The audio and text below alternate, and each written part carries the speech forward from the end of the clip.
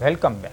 વાત કરીએ અમરેલીની તો અમરેલી જિલ્લાની 11 તાલુકા પંચાયતોના પ્રમુખની આવતીકાલે વરણી થવાની છે. તે પૂર્વે લાઠી તાલુકા પંચાયતમાં એક અત્યંત રસપ્રદ અને આશ્ચર્યજનક રાજકીય સ્થિતિનું નિર્માણ થયું છે.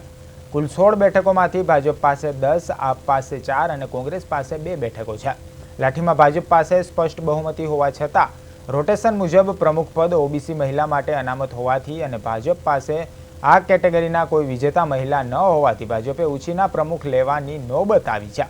આ માટે ભાજપે આપ સાથે આડકતરું ગઠબંધન કર્યું છે અને આપની સભાડિયા બેઠકના મહિલા ઉમેદવાર રમીલાબેન કુનકિયા પાસે ભાજપના ટેકાથી પ્રમુખ પદ માટે દાવેદારી નોંધાવવામાં આવી છે.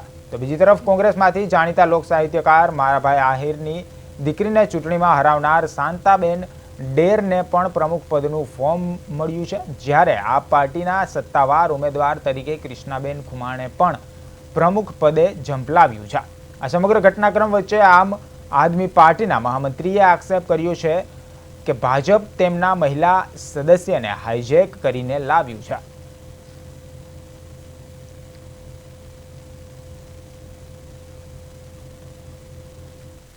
સોળ સીટો છે, જેમાં 10 ભાજપને પક્ષે છે, 2 કોંગ્રેસના ચૂંટાયેલા ઉમેદવાર છે અને 4 આમ આદમી પાર્ટીના ચૂંટાયેલા ઉમેદવાર છે.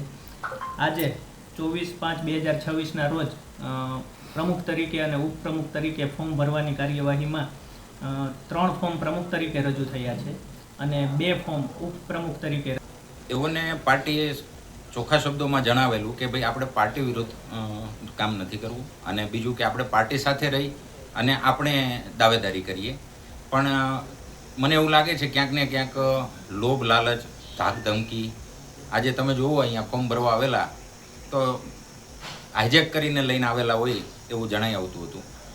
હવે કાલે ચૂંટણી દરમિયાન આપણે જોવું રહ્યું કે શું થાય છે. એમણે ઉમેદવારી નોંધાવી છે, પાર્ટીએ જે વ્હીપ આપેલો છે એમને એ વ્હીપથી વિરુદ્ધમાં જઈ અને કાલે જો મતદાન કરે છે